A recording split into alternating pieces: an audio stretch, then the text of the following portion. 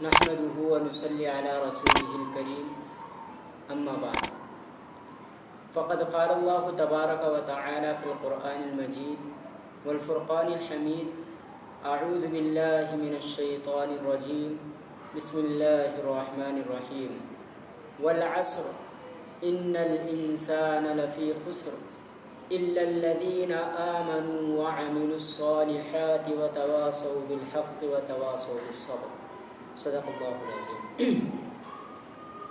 محترم سامعین کرام، ہم جن ایام سے گزر رہے ہیں یہ قمری مہینوں کے اعتبار سے جمادی الاخری کا مہینہ ہے اور شمسی مہینوں کے اعتبار سے دسمبر کا مہینہ چل رہا ہے۔ چونکہ اس کے بعد جو مہینہ آنے والا ہے یہ دسمبر کے آخری ایام چل رہے ہیں اور اس کے بعد کا مہینہ جو ہے وہ جنوری کا مہینہ ہے جس سے شمسی نیا سال شروع ہوتا ہے۔ تو چونکہ ہمارے معاشرے میں نئے سال کے شروع ہونے پر لوگ نہ جانے کون کون سی رسومات انجام دیتے ہیں، نہ جانے کتنی خرافات انجام دی جاتی ہیں، تو اس لیے میں نے مناسب سمجھا کہ آپ حضرات کو نئے سال آنے سے پہلے ان کے بارے میں بتا دوں تاکہ آپ لوگ اس سے بچ سکیں۔ تو جب نیا سال آتا ہے تو ہمارے معاشرے میں لوگ خوشی مناتے ہیں۔ حالانکہ نیا سال جب آتا ہے تو اس نیا سال کے آنے پر خوشی منانے کا کوئی سبب پایا ہی نہیں جاتا، خوش ہونے کا کوئی سبب ملتا ہی نہیں، بلکہ نیا سال جب آتا ہے تو ہم کو ایک غم اور افسوس کا پیغام دیتا ہے۔ وہ کیا پیغام دیتا ہے؟ دیکھیے، جب بھی نیا سال آتا ہے تو وہ ایک سال مکمل کرنے کے بعد آتا ہے، یعنی ہماری زندگی کا ایک سال ختم کرنے کے بعد نیا سال آتا ہے۔ یعنی جب بھی نیا سال آتا ہے تو ہماری زندگی کا ایک سال کم ہو گیا ہوتا ہے۔ تو دیکھیے، عمر کے یعنی زندگی کے ایک سال کم ہونے پر ہمیں خوش ہونا چاہیے یا افسوس ہونا چاہیے؟ ہماری معزز اور پیاری زندگی کا ایک سال کم ہو رہا ہے اور ہم خوشی منا رہے ہیں، یہ کوئی عقل میں آنے والی بات نہیں ہے۔ دیکھیے، کیونکہ تمثیل سے تفہیم میں تسہیل ہوتی ہے، یعنی مثال دینے سے بات کے سمجھنے میں آسانی ہوتی ہے، اس لیے میں آپ کو ایک مثال سے سمجھاتا ہوں۔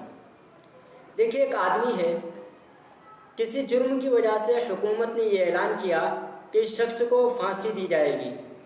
اب لیکن یہ حکم دیا، یعنی یہ فیصلہ ہوا کہ اس بندے کو پھانسی تو دی جائے گی لیکن 1 مہینے کے بعد دی جائے گی۔ اب اس بندے کے پاس 1 مہینہ ہے، اب اس 1 مہینے میں سے اس کا 1 ہفتہ گزرتا ہے تو اس پر خوشی مناتا ہے کہ مجھے جو 1 مہینے کی مہلت دی گئی تھی اس میں سے 1 ہفتہ ختم ہو گیا اور دوسرا ہفتہ شروع ہوا، وہ اس پر خوشی منا رہا۔ تو آپ بتائیے، آپ اس کو عقل مند کہو گے یا بیوقوف کہو گے؟ ظاہر سی بات ہے آپ لوگ اس کو بیوقوف کہیں گے کہ اس کی جان جانے والی ہے اور یہ خوش ہو رہا ہے۔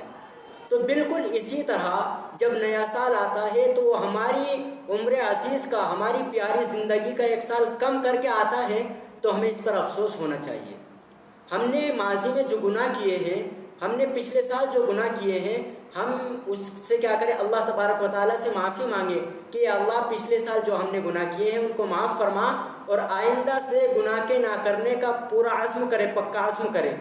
اور جو ہم نے پچھلے سال عبادتیں کی ہیں ہم ان کی قبولیت کی دعا بھی کریں اور ساتھ میں اس پر اللہ تبارک و تعالیٰ کا شکر ادا کریں اور آئندہ مزید اضافے کی توفیق مانگے کہ اللہ پچھلے سال جتنی بھی ہم نے عبادتیں کی ہیں، آئندہ سال یہ جو سال آ رہا ہے اس میں اور زیادہ ہم کو اعمال صالحہ کرنے کی توفیق عطا فرما۔ یہ ہونا چاہیے تھا، لیکن آج تو بالکل الٹا ہی ہو رہا ہے کہ سال ختم ہوتا ہے، زندگی کا 1 سال ختم ہونے جاتا ہے اور ہم ناچ گانوں میں مصروف ہوتے ہیں، نہ جانے کون کون سے گناہ انجام دیے جاتے ہیں 31 دسمبر کی رات کو۔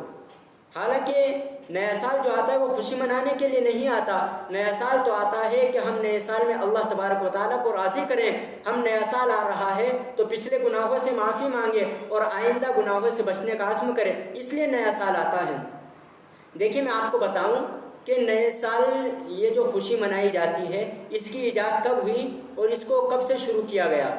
دیکھیے، اس حوالے سے مفتی احمد نثار قاسمی صاحب، ان کی ایک کتاب ہے جس کا نام ہے نیا سال مغرب اور اسلام کا نقطۂ نظر، اس طرح سے اس کتاب کا کچھ نام ہے۔ اس میں مفتی صاحب لکھتے ہیں کہ نئے سال کی ایجاد اس طرح ہوئی کہ کچھ لوگ پرانے زمانے کی بات ہے، باہری جہاز سے سفر کیا کرتے تھے، تو کیونکہ سفر بہت طویل ہوا کرتا تھا ان کی طبیعتیں بور ہو جاتی تھی اور ان کو اکتاہٹ محسوس ہونے لگتی تھی، تو اپنی اکتاہٹ اور بوریت کو دور کرنے کے لیے طرح طرح کی تقریبات منعقد کیا کرتے تھے۔ کبھی کسی کی سالگرہ منا لیا کرتے، کبھی اپنی مناتے، کبھی اپنی بچوں کی مناتے، کبھی اپنے ساتھیوں کی مناتے۔ اس طرح سے وہ اپنی بوریت اور اکتاہٹ کو ختم کرنے کے لیے یہ رسمیں اور یہ تقریبات منعقد کیا کرتے تھے۔ لیکن ان سب جب یہ اپنے بچوں کی اپنے ساتھیوں کی سالگرہ منا لیتے، اس کے بعد بھی ان کی اکتاہٹ ختم نہ ہوتی، تو پھر انہوں نے اور سوچا، تو پھر آگے چل کر وہ اپنے کتوں بلیوں یعنی جانوروں کا بھی سالگرہ منانے لگے۔ لیکن یہاں پہنچنے پر بھی ان کی اکتاہٹ اور بوریت ختم نہ ہو سکی، تو انہوں نے اور زیادہ کوشش کی کہ ہم اب کون سی تقریب منعقد کریں جس سے ہماری بوریت ختم ہو جائے۔ تو اسی اثنا میں یہ دسمبر کا مہینہ چل رہا تھا، اور دسمبر کا مہینہ اپنی انتہا کو پہنچنے کے قریب تھا۔ اتنے میں ان میں سے ایک نوجوان کے ذہن میں فاسد خیال آیا کہ کیوں نہ ہم نئے سال کی خوش آمدید کہیں اور نئے سال کی خوشی منائیں۔ تو جب اس نوجوان کے دل میں فاسد خیال آیا تو اس نے اپنے ساتھیوں کو مشورہ دیا، تو ان سب نے اتفاق کر لیا کہ آنے والا نیا سال ہم اس پر خوشی منائیں گے۔ اور جب نیا سال آیا یعنی 31 دسمبر کی رات ہوئی اور 1 جنوری آنے کو تھی، تو اس میں سب کیا کیا گیا، سب ساتھی جمع ہوئے اور جہاز کا پورا مجمع جمع ہوا اور انہوں نے خوب خوشیاں منائی۔ کس طرح خوشیاں منائی کہ خوب شراب نوشی کی گئی اور خوب موسیقی بجائی گئی، خوب ناچ گانے کیے گئے۔ اس طرح سے انہوں نے اس نئے سال کی خوش آمدید کہی۔ اسی طرح ہر سال اس میں بڑھاوا ہوتا گیا، اس میں کچھ نہ کچھ خرافات، بدعات اور گناہوں کے کام اس میں بڑھتے گئے۔ تو اس طرح سے اس کی ایجاد ہوئی۔ تو ہمیں چاہیے کہ ہم اس بری رسم سے بچیں اور خوشی منانے سے ہم بچیں، بلکہ ہمارے کرنے کے جو کام ہیں، ہم کیونکہ مسلمان ہیں، بحیثیت مسلمان ہمارا کام یہ ہے کہ ہم دیکھیں کہ اللہ تبارک و تعالیٰ کیا چاہتے ہیں۔ دیکھیں ہم نیک فعلی کے طور پر یہ کریں کہ بھائی نئے سال کا پہلا دن ہے تو ہمیں چاہیے کہ ہم اس میں تہجد پڑھیں، تاکہ اللہ تبارک و تعالیٰ ہمیں پورے سال بھر تہجد پڑھنے کی توفیق عطا فرمائے، اور ہم پورا پکا عزم کریں کہ ہم آئندہ سال جو آ رہا ہے اس میں ایک بھی نماز قضا نہیں کریں گے، ہر نماز کو جماعت کے ساتھ پڑھیں گے۔ یہ مسلمانوں کے کرنے کے کام ہیں۔ اور ایک کام دیکھیے میں آپ کو بتاتا ہوں، کیونکہ ٹھنڈی کا موسم چل رہا ہے اور بہت سے ایسے غریب ہوتے ہیں جن بیچاروں کے پاس پہننے کے لیے سردی کے کپڑے نہیں ہوتے۔ اگر آپ صاحب استطاعت ہے، اگر آپ طاقت رکھتے ہیں کہ غریبوں کو کچھ دے سکتے ہیں، تو آپ اپنی حیثیت کے مطابق غریبوں کو کچھ دیں۔ بعض علاقوں میں ٹھنڈی بہت ہوتی ہے، تو اگر آپ دے سکتے ہیں تو ان کا خیال رکھیں اور ان تک ٹھنڈی کے کپڑے پہنچانے کی فکر کریں، کوشش کریں۔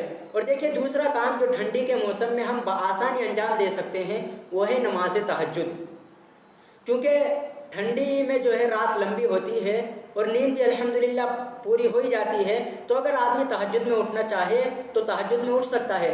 حدیث پاک کے مفہوم میں بھی یہ بات ملتی ہے کہ ٹھنڈی کا موسم مومن کے لیے ایک نعمت ہے۔ کیوں نعمت ہے؟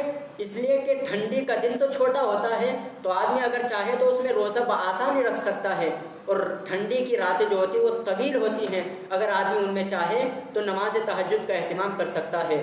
تو ہمیں چاہیے کہ ہم ان رسومات، بدعات اور خرافات کو نہ انجام دیتے ہوئے ہمیں چاہیے کہ ہم مسلمان ہیں، اللہ اور اس کے نبی کے بتائے ہوئے طریقے پر عمل کریں اور نیک فعلی لیتے ہوئے ہم کچھ ایسا کام کریں جس سے ہمیں سال بھر اس عمل کو کرنے کی توفیق ملتی رہے۔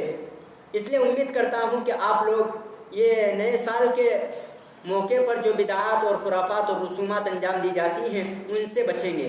دیکھیے ایک اور میں آپ کو ایک فتویٰ یعنی اس کے متعلق سے کہ نئے سال کے شروع میں کیونکہ ہیپی نیو ایئر یہ اس طرح سے مبارک بھی بات دی جاتی ہے، ایک دوسرے کو یہ میسیج بھیجا جاتا ہے، تو اس کی کیا حیثیت ہے؟ کیا اس کو ہم بھیج سکتے ہیں یا نہیں بھیج سکتے، یا کسی کو ہیپی نیو ایئر کہہ سکتے ہیں یا نہیں کہہ سکتے؟ تو دیکھیے اگر آپ فتاوی اٹھا کر دیکھیں گے تو آپ کو معلوم ہوگا، ایک فتویٰ آپ اپنی اسکرین پر بھی دیکھ سکتے ہیں، یہ دارالعلوم دیوبند کا فتویٰ ہے۔ اس میں لکھا ہوا ہے جس کا مفہوم یہ ہے کہ نئے سال میں جو ہیپی نیو ایئر اس طرح سے مبارکباد دی جاتی ہے یہ کیونکہ نصارہ کا طریقہ ہے، اس لیے ہم کو اس سے بچنا چاہیے۔ دیکھیے آپ صلی اللہ علیہ وسلم نے عبادات کے اندر بھی غیروں کی مشابہت اختیار کرنے سے منع فرمایا، تو یہ تو کوئی عبادت وغیرہ بھی نہیں ہے، تو ہمیں بدرجہ اولا اس میں غیروں کی مشابہت سے بچنا چاہیے۔ امید ہے کہ آپ کو اچھی طرح یہ باتیں سمجھ میں آ گئی ہوں گی اور آپ انشاءاللہ ان تمام باتوں پر عمل کریں گے۔ السلام علیکم ورحمۃ اللہ وبرکاتہ۔